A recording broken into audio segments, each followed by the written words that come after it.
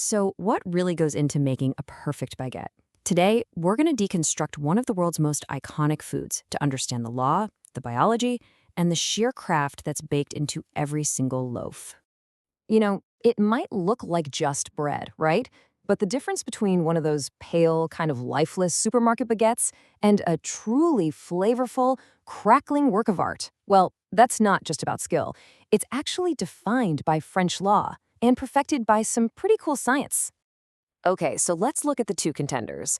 On one side, you've got your standard baguette classique. See that pale crust, the tight, uniform inside? I mean, it gets the job done.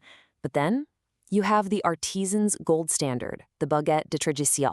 Just look at that deep, dark, blistered crust and those beautiful, big, irregular holes inside. The difference is, it's night and day.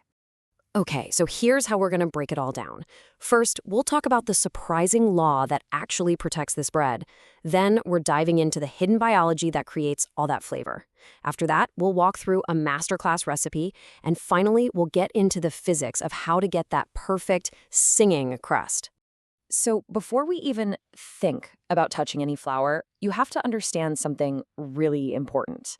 In France, the best baguette, well, it's not just a matter of opinion. It's an actual legal definition.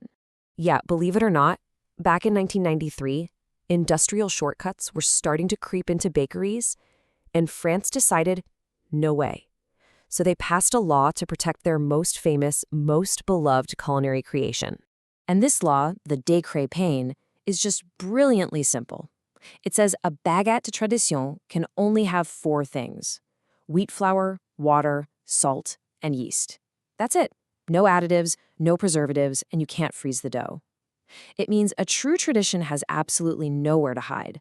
All that quality has to come from skill and time, not from some chemistry set.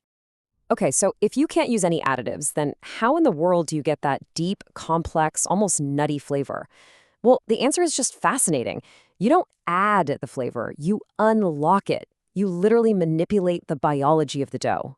So the first secret is this surprisingly simple step. It's called autolyze, and all it is mixing your flour and water and just letting them rest. Seriously, that's it. But in that time, you're kickstarting the whole shebang. Natural enzymes are already starting to break down starches and develop gluten, giving you a stronger, more flavorful dough before you even think about kneading. All right, secret number 2, and honestly, this is probably the most crucial one: cold fermentation. This is where the real magic happens. We're going to put the dough in the fridge for a long, slow rest, and this fundamentally changes its entire character. And when I say long, I mean long. We're talking about an 18-hour cold fermentation. And during those 18 hours, something incredible is happening on a microscopic level. It's like a carefully controlled biological battle for flavor. So here's what's going on. In the cold, the yeast, the stuff that makes the bread rise, it pretty much goes to sleep. And this is key because it stops the dough from overproofing. But at the same time, the flavor-producing bacteria, the lactobacilli, they love the cold. They wake up and they get to work just feasting on sugars and creating all these complex acids for the next 18 hours. That is how you get that incredible, tangy, nutty flavor from just 4 simple ingredients. Okay, so we've got the law, we've got the biology. Now let's put it all into practice. Let's look at the masterclass recipe. All right, here is the formula. We're using 500 grams, that's about 17.6 ounces of a T65 artisan flour. It just gives you better flavor. And check out the water content, 350 grams or 12.3 ounces. That gets us to 70% hydration, which is really the sweet spot. You get that beautiful, open interior, but the dough is still manageable for a home baker. So the whole process really breaks down into these 4 key phases. You start with that all-important autolyze we talked about. Then, and this is cool, instead of intense kneading, you just gently build strength with a series of stretch and folds. After that comes the star of the show, that long, cold ferment. And then finally, the shaping and proofing. So you've done it. You've built the perfect dough. It's rich with flavor, full of potential. But now comes the final challenge, baking it. See, your home oven is not a professional baker's oven. So we've got to use a little bit of physics to get those professional results. To get that explosive rise that bakers call oven spring, you have to fight one huge obstacle: the dry heat of your oven. If that crust forms too quickly, it literally becomes a straitjacket. It traps the baguette and you end up with a dense, heavy loaf. No good. But don't worry, there's a solution. I call it the steam hack. It's awesome. You preheat a cast iron pan in your oven, and the moment you slide the bread in, you carefully pour boiling water into the hot pan. What this does is create a high-pressure sauna right inside your oven.